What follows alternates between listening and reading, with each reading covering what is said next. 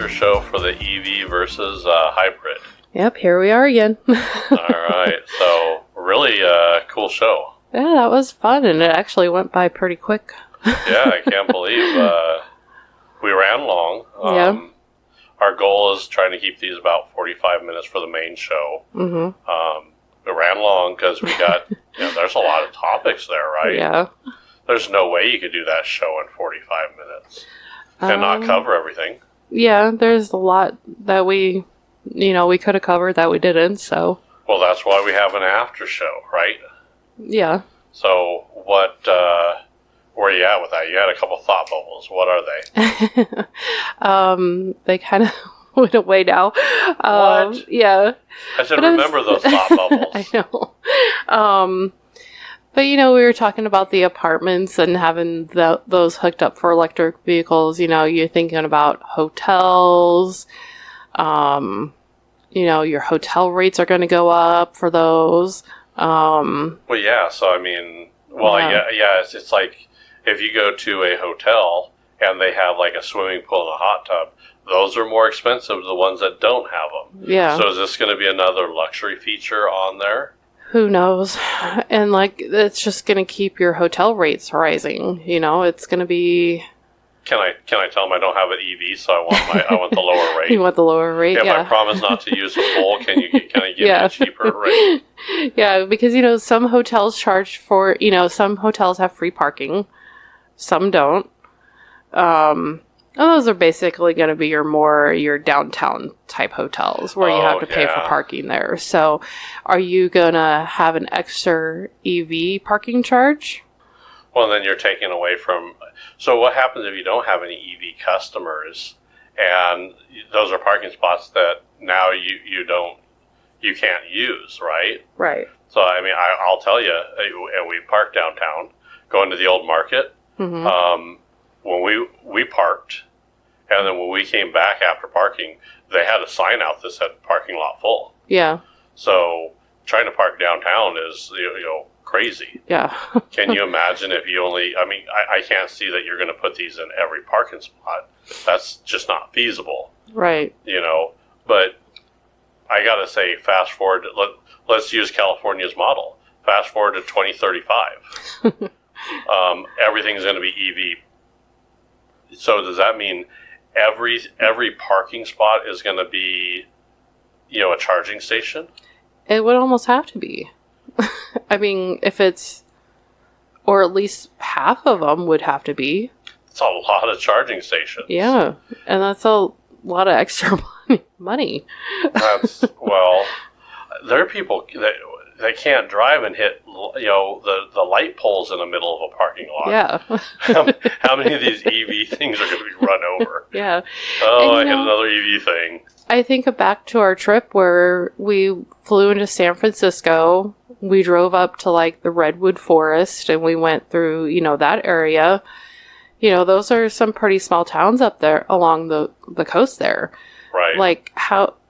How are some of these smaller towns going to afford those charging stations now? I tell you, you're going to drive up there in an EV, you're going to run out of power, and then they're going to have to tow you somewhere. Yeah. Your towing rates for that is going to be outrageous. Yeah. They're going to use that to pay for their EVs. Yeah. You got to tow from the middle of the redwoods out to here. All right, that'll be $1,000 to what? Well, we got to pay for the EV machines. And then you got to think about their weather because it gets pretty warm up there, right? Right. What happens if it's 110 degrees out there? You have one of these EVs in the middle of the forest and it catches fire and then burns down the whole forest. Oh my God. I didn't even think of that. Wow. That is something I didn't even think about either. Environmentally friendly car burns down Redwood Forest. Yeah. News at 11. I just pulled a Michael. Right. Isn't that horrible? That is. I was trying to save the environment and I accidentally burned it down. Yeah. Or even, I could kind of see, because we got into San Francisco, we drove up to Oregon, You know, we drove through kind of the forest up there. I mean, that could happen up there. And those smaller towns in Oregon aren't going to have them either because there's like nothing there. You know, there's a couple hotels, you know, the populations aren't that much, you know. So, you're going to get to them and you're not going to be able to go anywhere. Well, you got to understand that some of those small towns, their fire response, Mikey, you said 10 to 20,000 gallons of water, or up to 40, right? Up to 40,000 gallons of water to put out an electric vehicle. Some of these smaller fire departments out there may not have 20,000, 40,000 gallons of water to put out one of these EV fires. Yeah, they can't put out forest fires in a timely, you know, I mean, it's hard to put out a forest fire. Right. You know, if you add an electrical vehicle in with that, that's going to be... So you're going to spend 40,000 gallons of water to put out. Okay, it's finally out. Okay, what about the trees over there? Yeah, sorry, we're out of water. Yeah. Call in the National Guard. I mean, you understand that would be costly. All of a sudden now that it's resource. You're converting one resource to another. Yeah. They're already having problems with forest fire and things as is. Mm-hmm. You want to add a possible another fuel source to that? Oh. You're going to ruin. You're not saving the environment. I think you're going to ruin the environment. Yeah, and you know, if you fly into Washington or Oregon and then you drive into California, but you get a gas-powered car in Oregon and you take it into California, are you going to be allowed to do that? And where would you get gas in California? Are they going to take away all gas stations? Well, you drive an interesting question because, you know, I don't know. Here's the problem. I don't think they've thought it all the way through. I don't think they've thought of the infrastructure on there. So does that mean? Listen, I love going to antique car shows. Mm-hmm. I love to. California, you cannot go to an antique car show anymore because guess what? You know, good luck there. Yeah. Unless you're gonna, bring them in an electric, truck, right? And offload and push them where they need to go, or bring your own gas, and then you're bringing gas across the state line. Oh, yeah. And what are they going to do about these semi trucks going to California? Well, I know they're trying to do electric on the semi trucks, but the mileage is it's going to go right back to exactly what I said. We are not ready for electric vehicles. Yeah. I wish we were. I wish our technology and I wish our infrastructure was already set up. But I hate to say it, but it's that saying that's true. We're putting the cart before the horse. Yeah.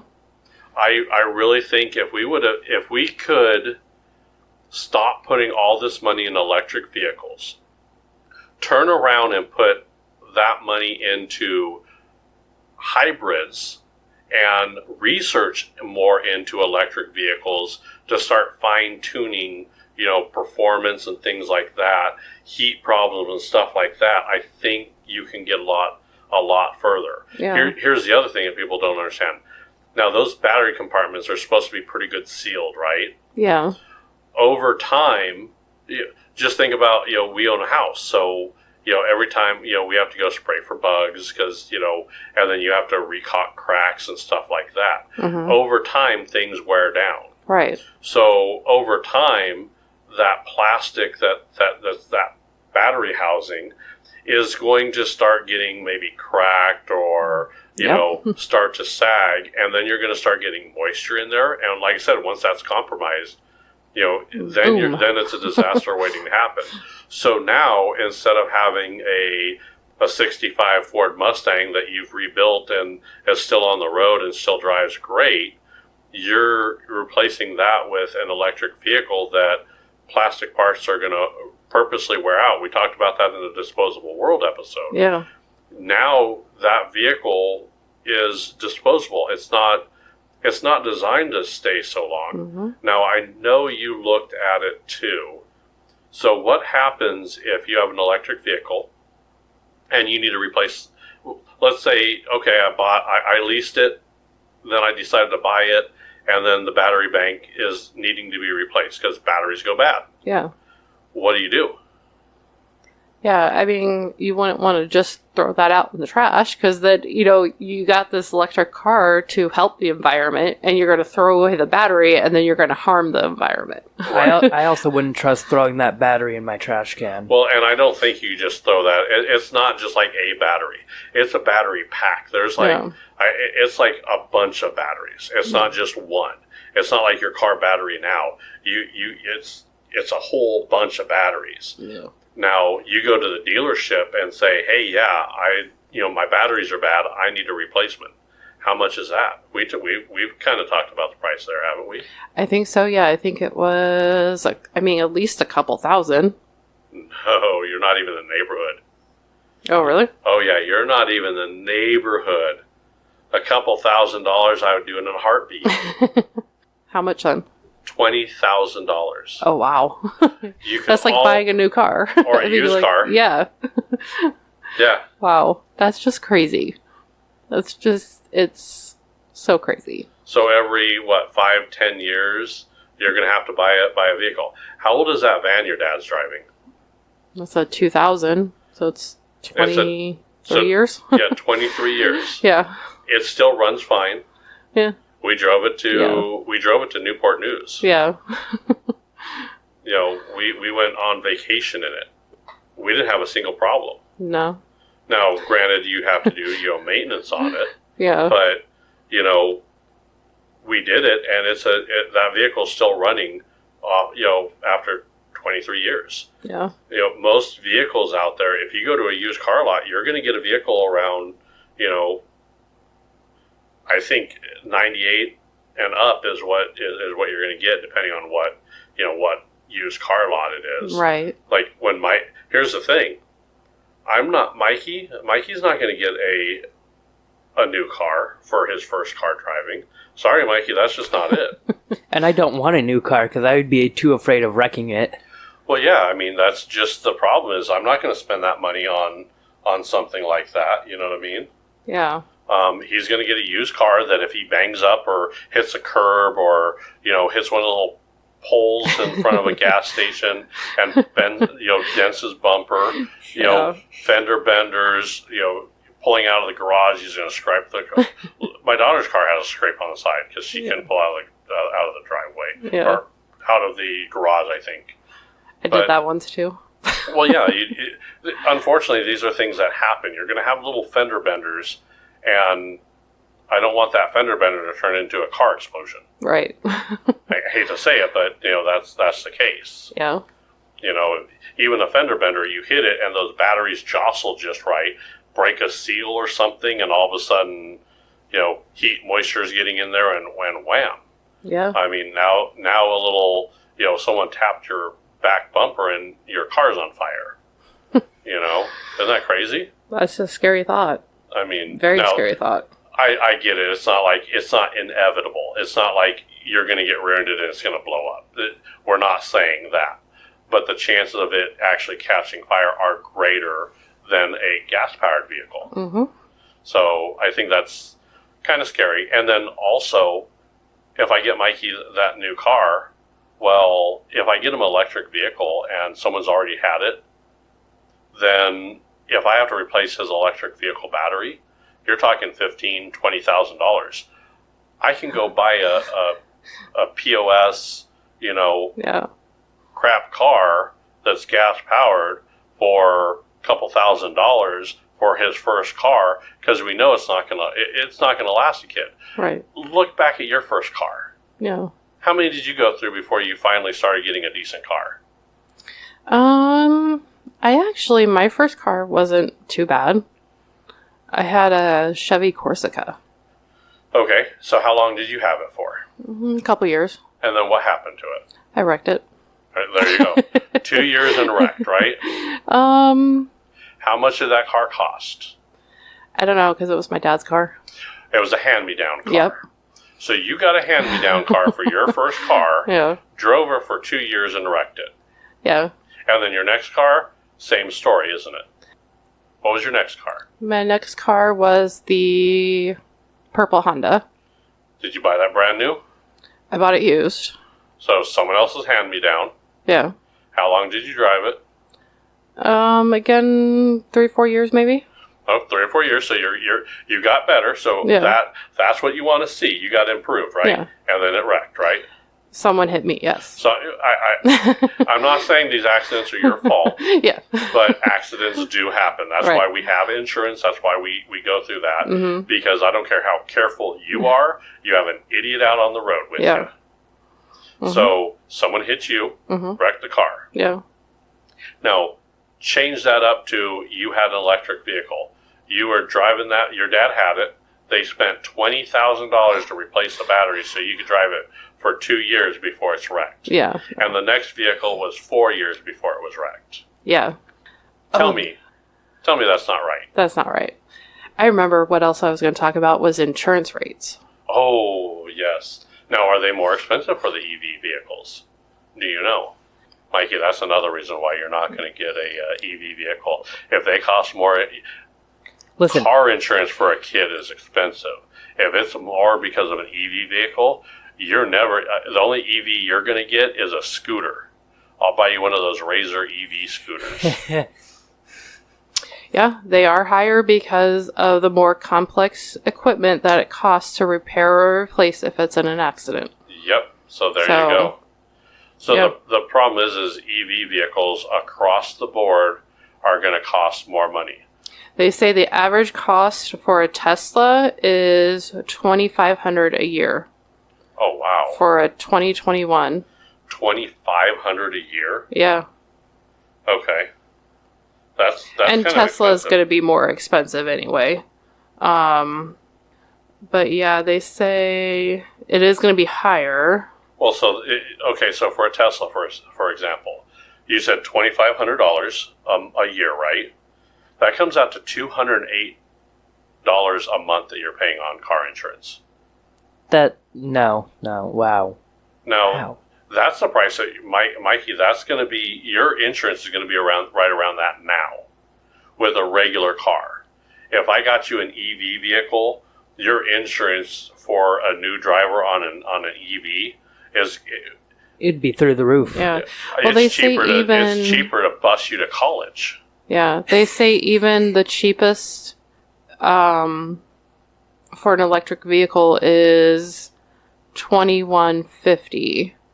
You're still talking over $2,000. Yeah, it's still more. It's 25% more than your gas-powered vehicle. Oh, well, there's the numbers, 25% Yeah. more. So, just to recap where we're at here, and I'm going to pull up a calculator here just so I have it. So, let me clear my calculator. You ready? Okay. So, EV vehicles start off at about 45,000, right? Right. Okay, and then I want to add, I work from home, so my home and office are the same. So, we're going to do $10,000 for the cheap charger, Okay. because I don't drive that much. So, Right. I'm going to cheap out on this one a little bit, okay? So, we're going to do $10,000. So now I'm at $55,000, right? Right. And then my insurance for that is going to be $2,500 a year. Mm-hmm. Okay, so let's say 5 years, right? Right. So $2,500 for 5 years is another, how much? 10,000. There you go. No, right? Well, oh, your math skills are coming out on our show here. So 2,500 times 4 would be $10,000, right? Yeah. So you're talking $1,250. Or $1,250. $1,250, right? 12,500. Yep. Okay, so $12,500 plus the $45,000 that it cost me to buy the vehicle, plus the $10,000 for the charging station, right? So now I'm at $67,500. Wow. That's what I'm at now. So that's a lot. That is. That's a lot. Now, mind you, I'm just getting the base model. I'm getting, for that price, I'm getting no bells and whistles, no fast charger, no nothing. I'm spending almost $70,000 on on everything I need to do for 5 years of that vehicle. That's crazy. And to top it off, in that 5 years, if the batteries are not up to par, there's a possibility that if I want to keep driving that vehicle, I'm going to have to replace the batteries, and those batteries are going to cost anywhere from $15,000 to $20,000, maybe even more, depending on, what happens if I buy it and they say, oh, yeah, we don't have those batteries anymore. We have the extended mileage batteries, but those are $30,000. Yeah. And that's all we have. So you either buy a brand new car, which is going to be now I'm at like 70,000. Yeah. And then now I'm going to pay another 30,000. I'm at $100,000 in a 10-year period of buying vehicles. Mm-hmm. It's ridiculous, isn't it? It is. It's way crazy. So I hate to say it, but I don't think we're ready for electric vehicles. Would you buy an electric vehicle? No. We just did the numbers. Would you buy one? No. Why? Just because of the cost, and I don't want to put my house at risk. Right. We didn't even cover that it could burn down your house. Yeah. Will that affect your homeowner's insurance? Yeah, because you're home. There's another cost. Yeah. The problem is every time I turn around the corner with an electric vehicle, it just seems like it's costing me more money. I mean, I know the chances of those things happening are very slim, but it's happened. So, and I know it doesn't happen to every electric car owner. So here's why it's more expensive for the insurance companies and all this. So there's something that we call mitigating damages in this country. Mitigating damages means that you don't do anything that would be too risky to cause more of a problem than that the normal person would do. Right. For example, if you want electricity done to your house, if you don't know anything about electricity and you're not an electrician, you hire a certified electrician to do something. Yeah. You don't get your drunk uncle, call him up and say, hey, can you wire the new light in my attic? Well, that's how you burn down a house. Right. So there are certain things you go through. So, and that's what insurance will look at. And so there could be something where they could, the insurance company could say, well, yeah, it's normally something we cover, but the person that installed the box wasn't certified Yep. or his certified ran out, or there was a problem with that. Just like, some of the parking garages that said, yeah, we don't want an electric vehicle here because you could burn down our whole thing and we don't want that. Mm-hmm. They're mitigating their insurance company probably went to them and said, if you get EV vehicles, we're telling you now, these have a fire problem.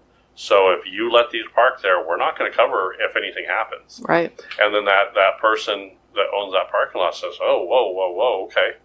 If you're not, then I'm going to put a sign up, and then that way we're covered. Yeah. That way, if that person parks there and it burns down, that person's insurance is going to be responsible for it, and that building owner or that parking lot owner can then turn around and sue that owner for disobeying the sign, saying, we didn't allow that here. Yeah. That's what happens. Those are the mitigating circumstances signs. Right. They're saying, we put an effort to tell you not to do this, and if you do it on your own, that's yours. And same thing, that's why gas stations, all those see those slippery when wet signs. Yeah. They put those out to say, look, this could possibly be a hazard. Yeah. Don't do it. If you slip and fall, now granted, if there's no sign, well, then you have something. But if they put a sign up, and now if you put a sign up and they were still negligent in it, that's a different story. Right. But if you see the sign, I'm sorry, but if you have issues with walking or balance or anything, walk around that area. Yeah. Get assistance to help. Hey, I'm sorry, this is all wet. I have balance issues. Have someone help you. Yeah. That's mitigating your damages. Mm-hmm. So I don't know. I kept trying to find a pro on this. You did, yeah. I didn't. And then here you're talking about burning down a redwood forest. I mean, Yeah. you did pull a me. You went like, I went worst case. yeah. Congratulations. Thank you. So, can you imagine this? We all remember Bambi, the movie Bambi, right? Yeah. Yeah. Bambi, 2035. EV burns down Bambi's home. Yeah. I mean, that's, I hate to say it, but, Yeah. if you don't like hunting or anything like that and you're a vegan, save the animals, well, you should be against an electric vehicle then. Yeah. Because, we see videos of them catching fire and burning down. Yeah. You put that down next to a tree, and then you start, less things have started forest fire. Exactly. And think of all the forest fires California has already. Right. You're going to throw, and I know it's a small chance, a small chance, but it could happen. Well, no, let's think about it. California is going to go all electric vehicles. Yeah. They're already causing problems with, catching fire. They already know that, a little accident, a little fender bender that can possibly cause them to blow up. Yeah. Catch fire. Now, you got to calculate how many people live in California and how many more EVs are they going to put on the road there. Right. You're talking probably 25, and I'm going to give it a conservative effort, 25 to 30 million electric vehicles in California driving around. Yeah. Their power grid can't handle... Their power grid can't handle it. You might as well pave California so you don't burn down trees. Right. To save the trees, we're going to cut them all down. Yeah. Isn't that the argument that's a hell of an argument, That's right? a sad argument, though. Pave paradise, you put up a parking lot. Yeah. And then you could go to a tree museum. There's a whole song about it. We didn't take the warnings? I mean, this is crazy. Yeah. I don't know. I agree with you. I think the hazards alone outweigh it. I think the infrastructure is not ready. Yeah. I think you're going to tax a lot of small towns. You're going to cost them revenue. Mm-hmm. There's a lot of these small towns that are kind of cool to go look at, but if they don't have a charging station, well, I guess can't we go there because they don't have a charging station? Well, they can't afford it because they rely on tourism. Yeah. And now that the tourism is not going because, they don't have an EV station because they're barely making it by as is. Mm-hmm. Next thing you know, that land's going to be sold to Amazon or Walmart, one of the two big ones, or some company in China who's buying all companies now. Yeah. That's kind of crazy. Yeah. I hate the ruse that they're saying we're doing this to save the environment when we're kind of doing the opposite. Yeah. It's not helping it that much to really, put a dent in helping the environment, I don't think. A dent. I think we are putting a dent in the environment. Well, yeah, we're putting a dent in the environment, but I'm saying it's not helping. No, not No, it like I said, it almost sounds like it's doing the exact opposite. Yeah. Everything anybody listening, go look up a lithium mine just Google it, lithium mine, and look at the pictures. Look how big these areas are destroyed. Now, Mikey, you saw a couple pictures of like a forest on it, and then the after of the lithium mine, right? Yes. Tell me that was better for the environment. I cannot tell you that. I think that was worse for the environment. Yeah, so you took all kinds of trees and this natural forest and all this habitat for animals, and you put a giant hole in the ground. Mm-hmm. A mile wide hole in the ground with roads, and then so the trucks that are going through the area can't be helpful for the environment. Yeah. I'm sure those aren't electric. Sure those aren't electric. And I'm sure those bobcats and stuff that they're digging with ain't electric either. No. Yeah. I don't know. You're not saving the environment. Driving a electric vehicle, you're not saving the environment.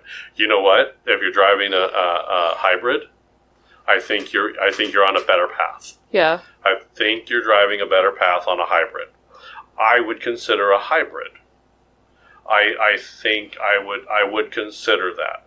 I don't think it uses as many batteries as an electric vehicle. Mm-hmm. So I'm okay with that, but I think we need to. Here's my problem. Why are not car hoods, roofs, and trunks all made of solar panels? Because that would be too expensive. How is that any more expensive than a $20,000 battery? Good question. Yeah. So now I get that has downfalls too. If you had solar panels on your car, that's great. In the winter, might not be so great. Yeah. And I can understand maybe then, maybe charging it with solar panels or the sun. Now, you're never going to park that car in a garage unless you put artificial sunlight in there, which would defeat the purpose there. Yeah. I mean, just raise your electric bill. Right. You imagine going outside, turning on the light in your garage, going, "Oh my God, why does it feel like the sun's in here?" Oh, I've got a solar-powered car. Yeah. And I like to park in the garage. Yeah. So it's like the intensity of the sun in this, small room. And let's hope that doesn't cause a fire hazard. Right. I don't know. I just don't think we quite have the answers to it. And I think that's the problem. I'd have to agree. So, what's our next show going to be about? Our next show. You okay over there? Yeah, I'm okay.